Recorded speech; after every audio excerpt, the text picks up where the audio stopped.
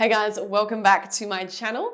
So today's video is going to be part 2 of the IBS series. So in last week's video, I covered what IBS is, some of the potential reasons we think people might get IBS, as well as some signs of a healthy digestive system. So in today's video, I wanted to get into some of the management options to help kind of reduce our symptoms.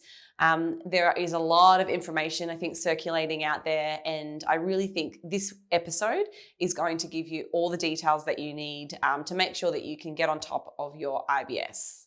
So I'd like to think of this as a two-tiered approach. So we have a first line of advice and then a second line of advice. So let's start off by taking a look at this first line advice.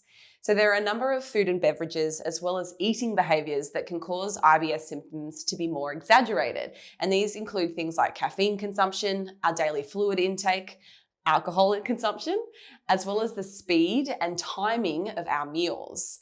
So we'll start with caffeine. So first off, caffeine is a stimulant and it increases our gut motility. It speeds up the contractility of the muscles in the intestine, and that can actually lead to diarrhea. So if you are somebody with IBS type D, you may actually experience more exaggerated symptoms with a high caffeine consumption. So in which case you might need to reconsider your caffeine intake. So how about your daily fluid intake? So drinking a sufficient amount of fluid each day is not only important for reducing the risk of various chronic disease. So for example, high fluid intake is associated with reduced risk of chronic kidney disease, but it can also help to relieve something as simple as constipation. Now, water not only acts as a lubricant for the intestines so that they remain nice and soft and flexible, but they also help the food that we eat travel through our GI tract. So low fluid intake or irregular fluid intake, so if you're going for long periods of time without having anything to drink, that can actually lead to hard stools, or eventually that can lead to constipation. So if you're somebody with IBS type C, make sure you are drinking a sufficient amount of water and regularly throughout the day. So if you're wondering how much you should consume, the recommended amount is around 35 mils per kilogram of total body weight. However, if you're somebody that sweats a lot throughout the day, maybe you're working outdoors or you're training in high temperatures, you may actually need to consume a significant amount more fluid. So let's take a look at alcohol. So this can actually be another problem for IBS sufferers and can be pretty unfavorable for both IBS subtype D and IBS subtype C. So like caffeine, alcohol also increases our gut motility, and that gut hyperactivity causes the food to move through our GI too quickly and can actually lead to diarrhea.